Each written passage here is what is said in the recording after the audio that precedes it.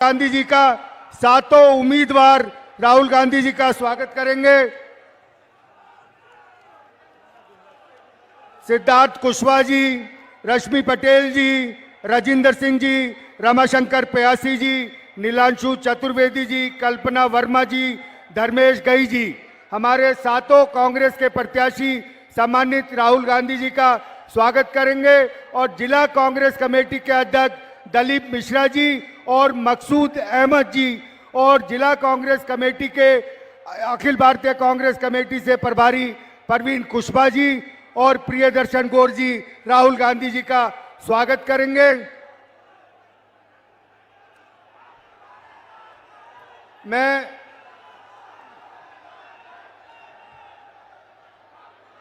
राजिंदर सिंह जी से अनुरोध करूंगा, जो हमारी मैनिफेस्टो कमेटी के अध्यक्ष हैं, वो अपने उसको कंटिन्यू रखें और इसके बाद स्वागत भाषण चले।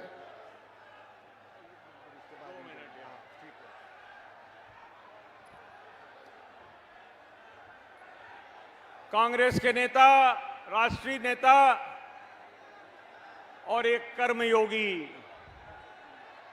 गरीब जनता, सर्वहारा, पिछड़ों, दलितों की लड़ाई लड़ने वाले परम सम्मानीय राहुल गांधी जी, कमलनाथ जी,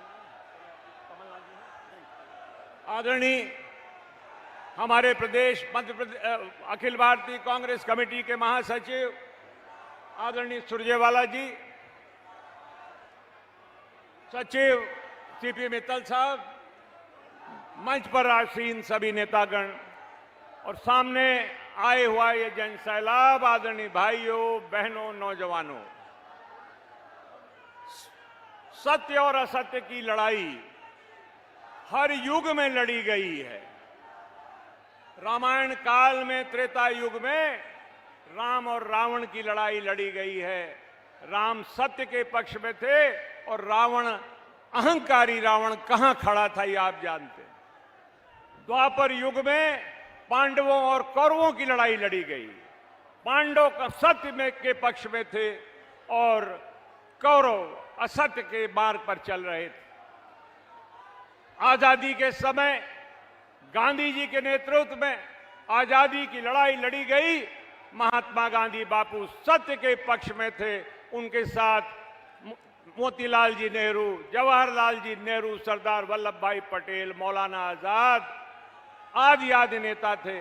और जीत हमेशा सत्य के पक्ष की होती है। आज जो दलितों की लड़ाई, सर्वहारा की लड़ाई देश में लड़ रहे हैं, वो राहुल गांधी हैं और जीत हमेशा सत्य की होती है। जीत राहुल गांधी की होगी। सत्य परेशान हो सकता है लेकिन पराजित नहीं हो सकता है। मैं आप सबसे निवेदन करना चाहता हूं। सातों विधानसभा क्षेत्र के लोग यहां एकत्रित हैं। अब मैहर और सतना जिला अलग अलग हो गए हैं। राहुल जी, माननीय रणदीप सुरजेवाला जी, आपको हम लोग भरोसा दिलाते हैं कार्यकर्ताओं की तरफ से कि सातों विधानसभा में विजय पताका कांग्रेस की लहराएगी। कांग्रेस की सरकार मध्य प्रदेश बनेगी और ये लड़ाई भाजपा से प्रदेश की जनता लड़ रही है। बहुत बहुत धन्यवाद। जय हिंद।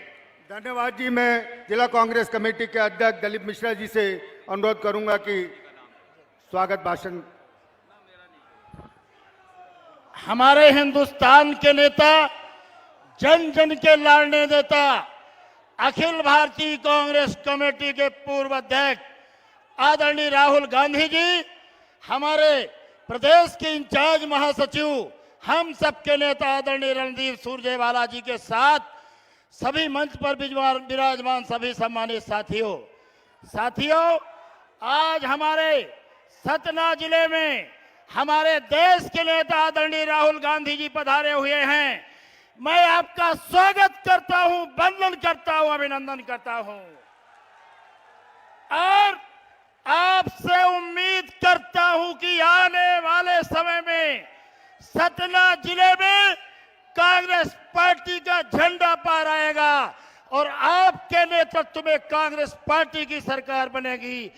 जय हिंद। जय कांग्रेस पार्टी। तख्त बदल दो, ताज बदल दो, तख्त बदल दो, ताज बदल दो। जय हिंद, जय कांग्रेस। धन्यवाद अध्यक्ष जी।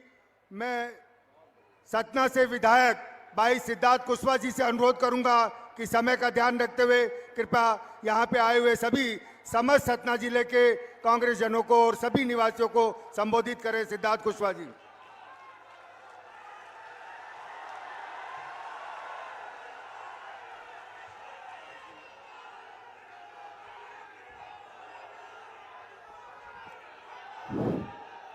बहुत बहुत धन्यवाद आदरणीय मित्तल साहब। भैया थोड़ा शांति। दोस्तों हम सब सुनने आए हैं राहुल जी को। हम सब इकट्ठा हुए हैं। आज राहुल जी हमारे बीच बहुत दिनों के बाद, 5 साल के बाद हमारे इस धरती पर आए हैं। सबसे पहले मैं आपसे प्रार्थना करता हूं, ताली बजा के जोरदारी से स्वागत करें आदरणीय राहुल गांधी जी का। आज इस चुनावी सभा में आप लोगों की उपस्थिति को देखकर हम और हमारे साथ बैठे तमाम मंच पर नेता, तमाम हमारे पदाधिकारी, तमाम हमारे एक एक कार्यकर्ता साथी, सबका हौसला मजबूत हुआ है। मैं आज अपने शब्दों के माध्यम से आदरणीय इस देश को एक धागे में बांधने वाले, इस देश को एक रास्ते पे एक साथ एकजुट करने वाले हमारे नेता, जन जन के नेता आदरणीय राहुल गांधी जी का बहुत बहुत स्वागत, वंदन, अभिनंदन करता हूं। साथ ही उपस्थित हमारे प्रभारी आदरणीय रणदीप सुरजेवाला जी, आदरणीय पूर्व मंत्री कमलेश्वर पटेल जी, आदरणीय राज्यसभा के सांसद राजमणि सिंह पटेल जी, आदरणीय पूर्व मंत्री सईद अहमद जी, आदरणीय प्रभारी गौर साहब, प्रियदर्शन गौर जी, हमारे सम्मानित अध्यक्ष श्री दिलीप मिश्रा जी, श्री मकसूद अहमद जी, पूर्व लोकसभा के प्रत्याशी रहे श्री राजा राम त्रिपाठी जी, पूर्व विधानसभा के स्पीकर रहे श्री राजेंद्र सिंह जी, विधायक नीलांशु चतुर्वेदी जी, विधायक कल्पना वर्मा जी, विधानसभा के प्रत्याशी भाई धर्मेश घई जी, भाई रमाशंकर प्यासी जी, डॉक्टर रश्मि सिंह जी, आप सबका भी बहुत बहुत स्वागत। साथ ही लोकसभा के प्रभारी हमारे साथी एआईसीसी से प्रभारी आदरणीय प्रवीण जी, आपका भी बहुत बहुत स्वागत। अगल बगल के क्षेत्र से आए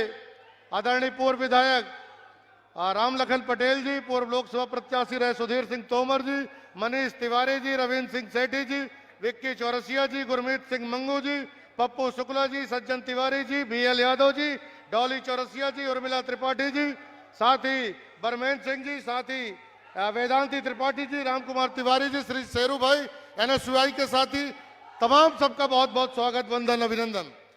आज यह चुनाव मध्य प्रदेश के नौजवानों का है, यह चुनाव मध्य प्रदेश के किसानों का है, यह चुनाव मध्य प्रदेश के मजदूरों का है, मध्य प्रदेश के कर्मचारियों का है। यह चुनाव सिर्फ विधानसभा का चुनाव नहीं, यह चुनाव है मध्य प्रदेश की सरकार को बदलने का। वो सरकार जिसने पिछले 20 साल से मध्य प्रदेश को ठगा है, मध्य प्रदेश को लूटा है। कल आपके बीच में, कल हमारे सत्र में देश के प्रधानमंत्री मोदी जी आए, क्या बोल के गए? 5 साल तक हम फ्री में राशन देंगे। क्या सिर्फ राशन से, क्या सिर्फ भोजन से समाज चल सकता है? क्या परिवार चल सकता है? क्या देश चल सकता है? यह स्वाभिमानी समाज है, यह पैदा करके खाने वाला समाज। इस देश के लोग पूरी दुनिया को पालते हैं, पूरे दुनिया को राशन पहुंचाते हैं और उनको फ्री का राशन देने का लालच दे रहे हैं मोदी जी। यहां के सांसद जो कि पिछले 20 साल से हैं, 10 साल जिला पंचायत के अध्यक्ष भी रहे, क्या किया? इस विधानसभा क्षेत्र के लिए क्या किया? इस शहर के लिए क्या किया? मैंने एक प्रश्न पूछा था कि 20 साल की सांसद निधि जो विकास कार्य के लिए दी गई है, उसको आपने इस विधानसभा में कब कहां खर्च किया है? आज तक वो जवाब नहीं दे पाए। क्यों?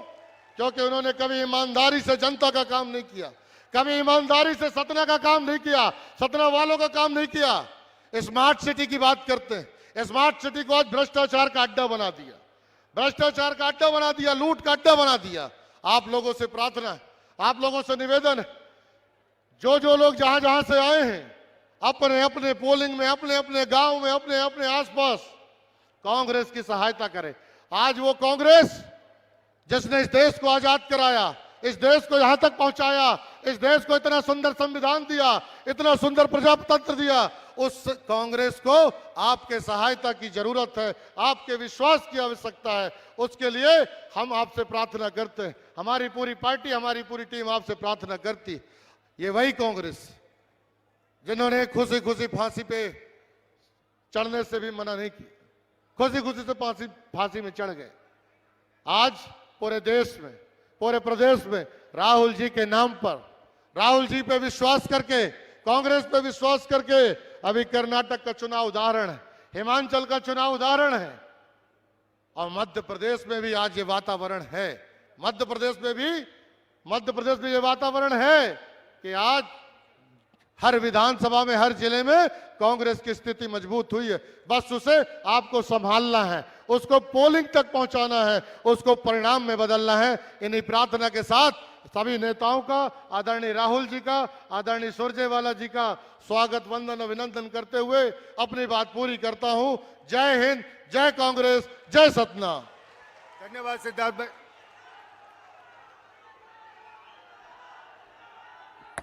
साथियों, एक ऐसे शख्स जो 3,500 किलोमीटर कन्याकुमारी से कश्मीर तक इस देश में फैली बेरोजगारी के खिलाफ चले, इस देश की महंगाई के खिलाफ चले, इस देश में प्रेम का संदेश देने के खिलाफ चले, आदरणीय राहुल गांधी जी, एक नारा लगाएं, राहुल गांधी, राहुल गांधी। धन्यवाद। रणदीप सुरजेवाला जी, मनीष तिवारी जी, राजा राम त्रिपाठी जी, हमारे कैंडिडेट्स सिद्धार्थ कुशवाहा जी, नीलांशु चतुर्वेदी जी, कल्पना वर्मा जी, राजेंद्र कुमार सिंह जी, रामशंकर प्यासी जी, धर्मेश घाई जी, रश्मि पटेल जी, कांग्रेस पार्टी के हमारे सब कार्यकर्ता, भाइयों और बहनों, प्रेस के हमारे मित्रों, आप सबका यहां बहुत बहुत स्वागत, नमस्कार।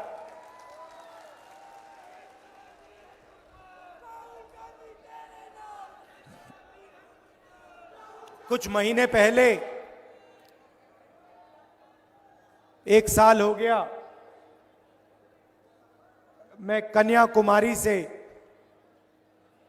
कश्मीर तक 4,000 किलोमीटर आपके साथ, देश की जनता के साथ पैदल चला।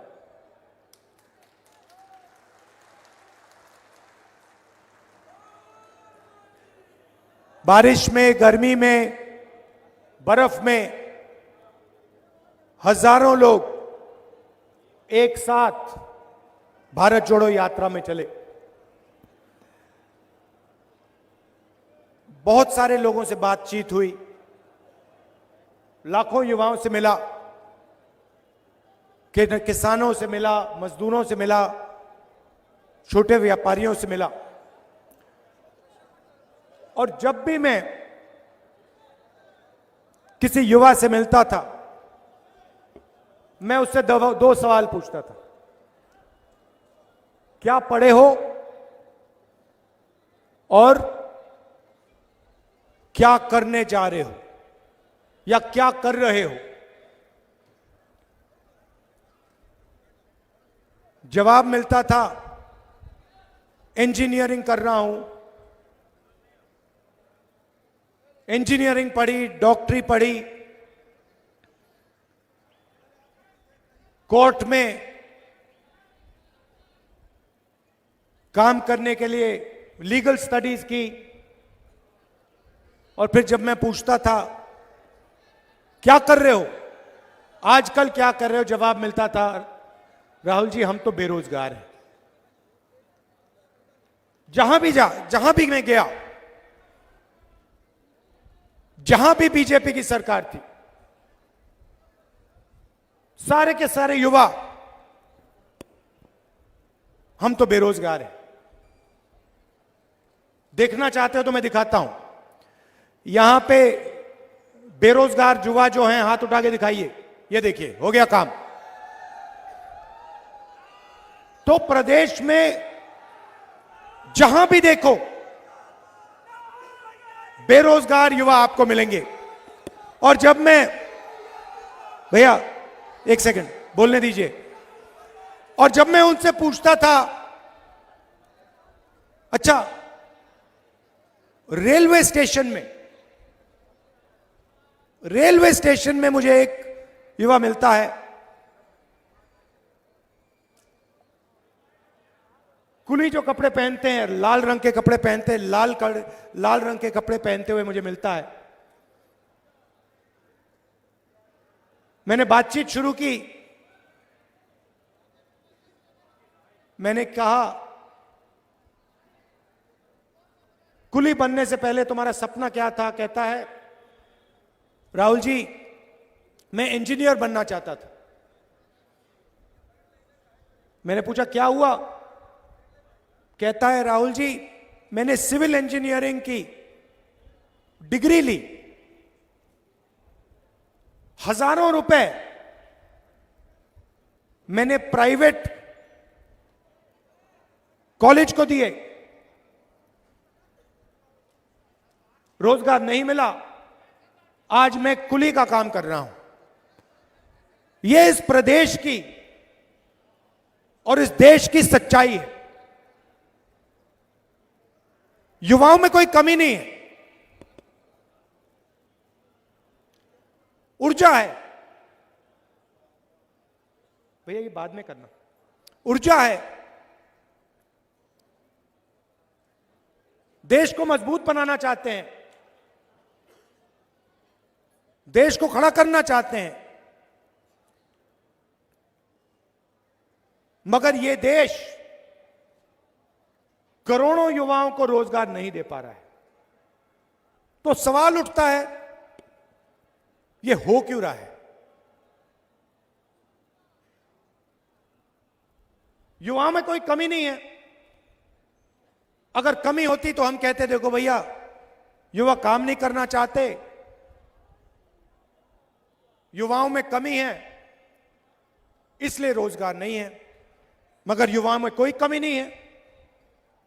दुनिया के सबसे कर्मठ होशियार युवा हमारे देश में है,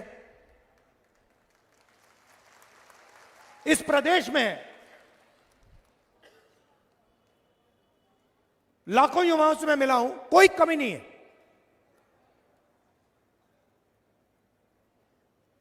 बहुत अच्छी समझ है, ऊर्जा है, मगर रोजगार नहीं। तो सवाल है क्यों नहीं? अब हुआ क्या? नहीं, अब हुआ क्या? बीजेपी पैसा देते हैं अदानी जी को, बड़े बड़े कॉन्ट्रैक्टर्स को, अरबपतियों को। जब बीजेपी की सरकार अदानी को पैसा देती है तो अदानी उस पैसे को कहां खर्च करता है? मध्य प्रदेश में खर्च करता है, आपके गांव में खर्च करता है, कस्बों में खर्च करता है, अमेरिका में जाके घर खरीदता है, जापान में जाके घर खरीदता है, दुबई में घर जाके खरीदता है, दिल्ली में जाके रेस्टोरेंट में खाना खाता है। तो आपका पैसा आपके जेब से निकलता है, जीएसटी से निकलता है, अदानी जी की जेब में जाता है और बाकी दुनिया में चला जाता है। और जब हम किसानों को पैसा देते हैं, मजदूरों को पैसा देते हैं, तो किसान क्या करता है? छोटे दुकानदार के यहां जाता है, गांव में, शहरों में, और माल खरीदता है। जैसे ही किसान और मजदूर दुकान में जाकर माल खरीदते हैं, छोटे व्यापारी का बिजनेस चालू हो जाता है। मतलब जैसे मोटरसाइकिल का इंजन चालू होता है वैसे अर्थव्यवस्था चालू हो जाती है। तो आज मध्य प्रदेश में किसान डरा हुआ है, मजदूर डरा हुआ है, छोटा दुकानदार डरा हुआ है, छोटे व्यापारी डरे हुए हैं, क्योंकि आपकी जो अर्थव्यवस्था है उसका इंजन चालू नहीं है। और इस भाषण में आपको यह बताना चाहता हूं कि हमारा लक्ष्य जो हमने छत्तीसगढ़ के किसानों के लिए किया है वो हम मध्य प्रदेश के किसानों और मजदूरों और छोटे दुकानदारों के लिए करना चाहते हैं।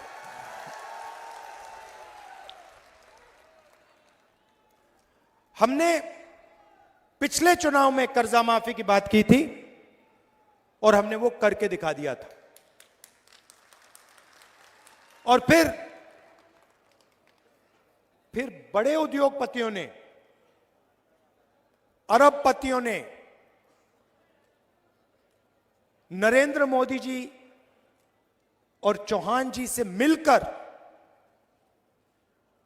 मध्य प्रदेश से आपकी सरकार और हमारी सरकार चोरी की, क्योंकि वो जानते हैं कि मध्य प्रदेश की कांग्रेस की सरकार अदानी जी के लिए काम नहीं करेगी, किसानों के लिए, मजदूरों के लिए, छोटे दुकानदारों के लिए काम करेगी। गैस सिलेंडर का रेट क्या है भैया? 1200। छत्तीसगढ़ में क्या रेट है? यहां पे 1200, वहां पे 500। कितने दिन के लिए देगी भैया? 1 महीना के लिए देगी। उसके बाद हम 5 साल के लिए 500 रुपए का सिलेंडर देंगे, क्योंकि हम जानते हैं जब तक हमने जनता की जेब में पैसा नहीं डाला, जब तक हमने जनता की जेब में पैसा नहीं डाला, तब तक मध्य प्रदेश पैरों पर नहीं खड़ा हो सकता। मैंने छत्तीसगढ़, कर्नाटक के चीफ मिनिस्टर से साफ कह दिया और मध्य प्रदेश में भी यही कहूंगा, जितना पैसा बीजेपी ने अदानी और बड़े अरबपतियों को दिया है, उतना पैसा कांग्रेस पार्टी की सरकार सबसे गरीब लोगों को देने जा रही है। अब देखिए, मेरे सामने अभी आंकड़ा रखा गया, इससे आप पूरी की पूरी कहानी समझ जाओगे। 2021 में 670 किसानों ने मध्य प्रदेश में आत्महत्या की। 670। जानते हो कितने किसानों ने आत्महत्या छत्तीसगढ़ में की? 70 छत्तीसगढ़ में, 670 मध्य प्रदेश में। तकरीबन 10 गुना ज्यादा किसानों ने मध्य प्रदेश में आत्महत्या की। क्यों? क्योंकि छत्तीसगढ़ की सरकार किसानों की सरकार है, मजदूरों की सरकार है, और मध्य प्रदेश की सरकार अरबपतियों की सरकार है। अब नरेंद्र मोदी जी भाषण देने आए और मैंने उनका भाषण सुना। भाषण में नरेंद्र मोदी जी कहते हैं, भाइयों और बहनों, कहते थे, भाइयों और बहनों, मैं ओबीसी वर्ग का हूं। जहां भी जाते थे, मैं ओबीसी वर्ग का हूं, मैं ओबीसी वर्ग का हूं, मैं ओबीसी वर्ग का हूं। भैया 2 करोड़ रुपए का सूट पहनते हैं, क्या चाय की बात कर रहे हो? हजारों करोड़ रुपए के हवाई जहाज में जाते हैं, हजारों करोड़ के हवाई जहाज में जाते हैं, 2 करोड़ 3 करोड़ का सूट पहनते हैं। खैर, कहते हैं मैं ओबीसी हूं, हर भाषण में बोल बोलकर प्रधानमंत्री बन गए। भैया, एक दिन में नरेंद्र मोदी कम से कम 1-2 सूट तो पहनेंगे। आपने कभी देखा 2 दिन में नरेंद्र मोदी ने 1 सूट पहन लिया? कभी देखा आपने? कभी देखा है? मेरी ये सफेद शर्ट चलती है, बस यही चलती है। यही मैं पहनता हूं। नरेंद्र मोदी हर रोज कोई ना कोई नया कपड़ा पहनते हैं, लाखों रुपए का, और फिर आपसे कहते हैं, पहले कहते थे भाई और बहनों मैं ओबीसी हूं, अब कुछ दिन पहले मैंने उनका भाषण सुना, कहते हैं भैया हिंदुस्तान में सिर्फ एक जात है, वो है गरीब। मतलब नरेंद्र मोदी ओबीसी और देश में सिर्फ एक जात, वो है गरीब। देश में ना ओबीसी है, ना दलित है, ना आदिवासी है, ना जनरल है, सिर्फ गरीब। ये इनका नया भाषण है। हिंदुस्तान से नरेंद्र मोदी के दिमाग में जात पता है क्यों गायब हो गई? क्योंकि मैंने जाति जनगणना की बात शुरू कर दी। जैसे मैंने कहा कि भैया ये पता लगाते हैं इस देश में कितने ओबीसी युवा हैं, कितने दलित हैं, कितने आदिवासी हैं, किसकी कितनी आबादी है। उस दिन से नरेंद्र मोदी कहते हैं राहुल जी हिंदुस्तान में कोई जात नहीं, गायब हो गई जात, खत्म।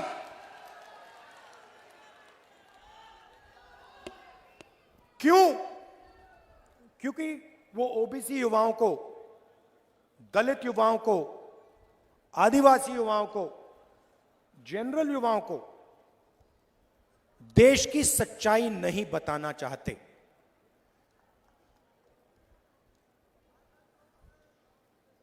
कन्याकुमारी से कश्मीर में चला, मेरा एक्सपीरियंस है सबसे ज्यादा मुझे ओबीसी वर्ग के लोग मिले।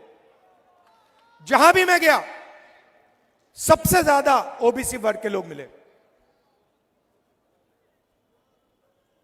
अंदाजे से कहता हूं कम से कम हिंदुस्तान में 50% ओबीसी वर्ग है, अंदाजे से कहता हूं। तो नरेंद्र मोदी जी कहते हैं, शिवराज चौहान जी कहते हैं कि मध्य प्रदेश में ओबीसी की सरकार चल रही है। मैंने आपके लिए आंकड़ा निकाला है। मध्य प्रदेश की सरकार को, दिल्ली की सरकार को एमएलए नहीं चलाते। मध्य प्रदेश दिल्ली की सरकार को सरकारी अफसर चलाते हैं, आईएएस के लोग चलाते हैं। सही? आप किसी भी बच्चे से पूछो, किसी भी युवा से पूछो क्या करना चाहते हो? हम आईएएस में जाना चाहते हैं, आईपीएस में जाना चाहते हैं, क्योंकि वो जानते हैं देश को एमएलए नहीं चलाता, देश को आईएएस चलाती है, आईपीएस चलाती है, अफसर चलाते हैं।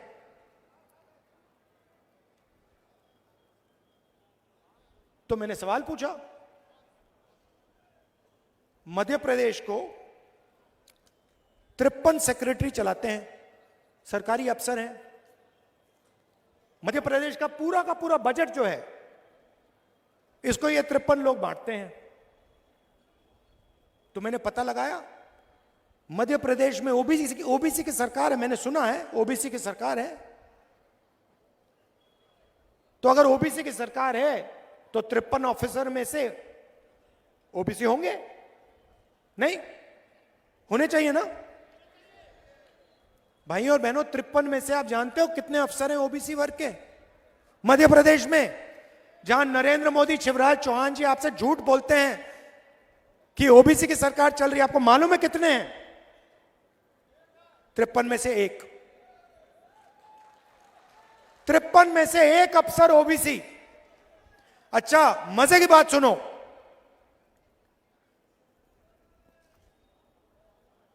53 में से एक ओबीसी। अगर मध्य प्रदेश का बजट 100 रुपए का है तो ओबीसी अफसर जो है वो सिर्फ 33 पैसे पर निर्णय लेता है। मतलब ओबीसी 50%, आपकी आबादी 50%, आपकी भागीदारी 100 रुपए में से 33 पैसा।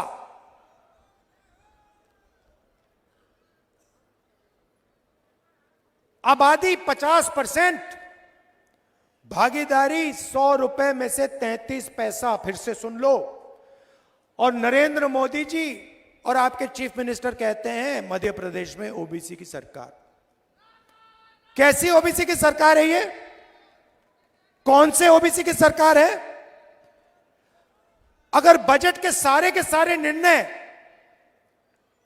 53 अफसर लेते हैं और उन 53 में से एक ओबीसी है और बजट का 0.3% निर्णय ओबीसी ले रहे हैं तो ओबीसी की सरकार कैसे? आपको झूठ बोला जा रहा है।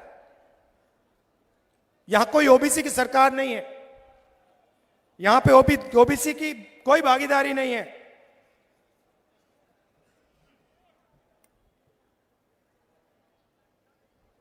इसीलिए नरेंद्र मोदी जी ने अब कहा है कि हिंदुस्तान में अब सिर्फ एक ही जात है, वो है गरीब। क्योंकि नरेंद्र मोदी आपको सच्चाई नहीं बताना चाहते। नरेंद्र मोदी हिंदुस्तान की सच्चाई ओबीसी वर्ग को नहीं बताना चाहते और मैं हिंदुस्तान की सच्चाई ओबीसी वर्ग को बताना चाहता हूं। मैं ओबीसी वर्ग को कहना चाहता हूं कि आपकी आबादी 50%, आपकी भागीदारी 0.3%। शर्म की बात है। नरेंद्र मोदी इस बात को छुपाना चाहते हैं। इसीलिए अपने किसी भी भाषण में नरेंद्र मोदी जनजाति जनगणना की बात नहीं कर सकता, क्योंकि नरेंद्र मोदी जी का रिमोट कंट्रोल अदानी जी के हाथ में है। भाइयों और बहनों, रिमोट कहीं और है।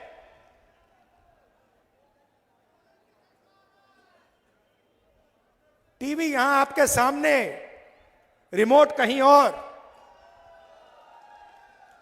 सच्चाई। तो जैसे ही मध्य प्रदेश की सरकार आएगी, हमारा पहला कदम जाति जनगणना सर्वे मध्य प्रदेश में, और जैसे ही हमारी सरकार दिल्ली में आएगी, नेशनल जाति जनगणना कांग्रेस पार्टी करके दे देगी। होगा क्या? बात समझिए। किसी को चोट लगती है, किसी को पैर में चोट लगती है, पहला काम आप अस्पताल जाते हो, पहला काम होता है भैया एक्सरे करिए। डॉक्टर कहता है जाके एक्सरे करो। एक्सरे के बाद पता लग जाता है कि टांग टूटी हुई। जाति जनगणना देश का एक्सरे है। एक्सरे के बाद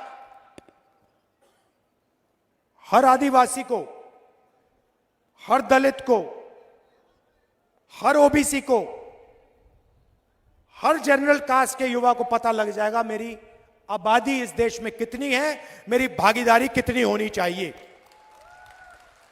और फिर मध्य प्रदेश और देश का सच्चा विकास शुरू हो सकेगा। जिस दिन तक जाति जनगणना नहीं होगी तब तक पिछड़ी जातियों को भागीदारी नहीं मिल सकती। यह सच्चाई है और यह क्रांतिकारी काम है।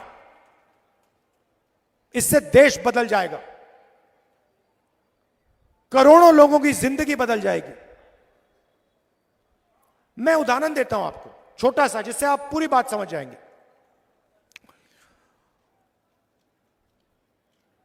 कन्याकुमारी से मैं कश्मीर चला, रास्ते में मुझे हजारों किसान मिले।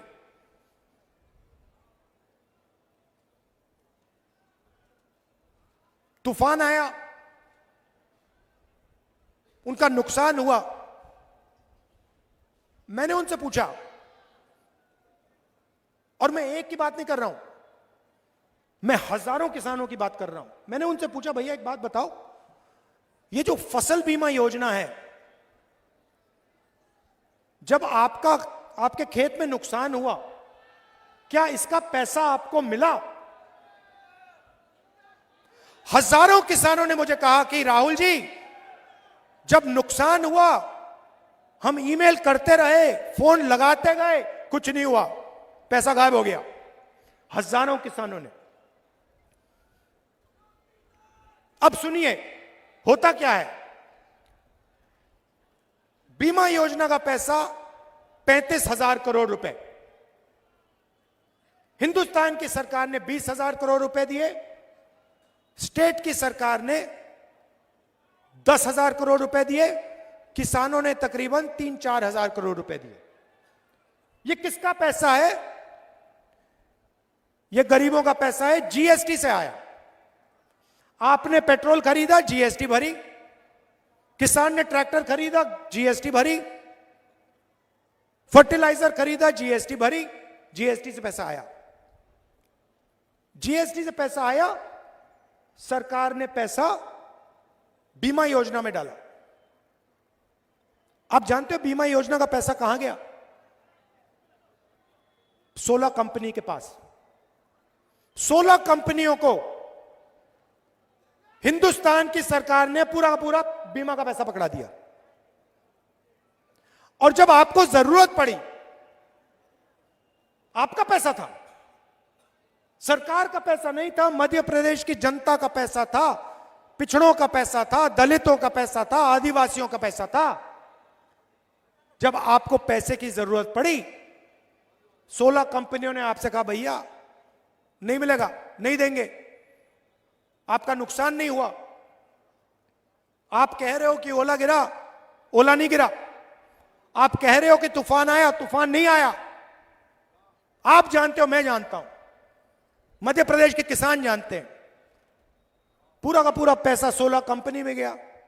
अब मैं आपसे सवाल पूछना चाहता हूं, 16 कंपनी में ओबीसी कितने, दलित कितने, आदिवासी कितने? 0। उसमें एक भी नहीं है। तो हुआ क्या? ओबीसी, दलित, आदिवासी के जेब में से पैसा निकाला गया और सीधा वो पैसा 16 कंपनीज में गया। अच्छा, अगर 16 कंपनी में दलित, आदिवासी, पिछड़े लोग होते तो मैं कहता ठीक है भैया, पिछड़ों की जेब से गया, दलितों की जेब से गया, आदिवासियों की जेब से गया। 16 कंपनी है, उसमें आदिवासी लोग काम करते हैं, दलित लोग काम करते हैं, ओबीसी लोग काम करते हैं, ठीक है। मगर आपका तो उसमें एक आदमी नहीं है, एक आदमी नहीं है। तो आपके जेब में से पैसा जा रहा है, 16 कंपनी के जेब में जा रहा है। आप देखते रहो। आपको बात समझ नहीं आ रही भैया, हो क्या रहा है ये? हमने बीमा का पैसा भरा, जब नुकसान हुआ कहते नहीं है। यह सच्चाई है। और नरेंद्र मोदी जी का एक ही काम है, ओबीसी वर्ग की जो सच्ची आबादी है, वो ओबीसी वर्ग को ना पता लग जाए, यह नरेंद्र मोदी का काम है। और मेरा काम है कि ओबीसी वर्ग को पता लग जाए इस देश में कितने ओबीसी हैं, कौन सी जात के ओबीसी हैं। मैं जाति जनगणना को करके दिखा दूंगा। मोदी जी कुछ भी करें, कितने भी भाषण दें, जाति जनगणना होगी।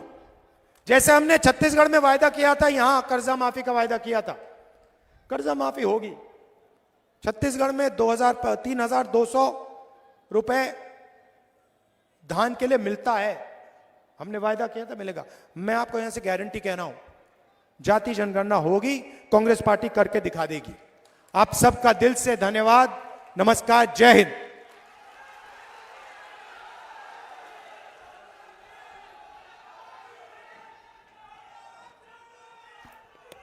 आप चुनाव का समय है, धनतेरस और दिवाली की शुभकामनाएं। आप सबको बहुत बहुत शुभकामनाएं, नमस्कार। राहुल गांधी।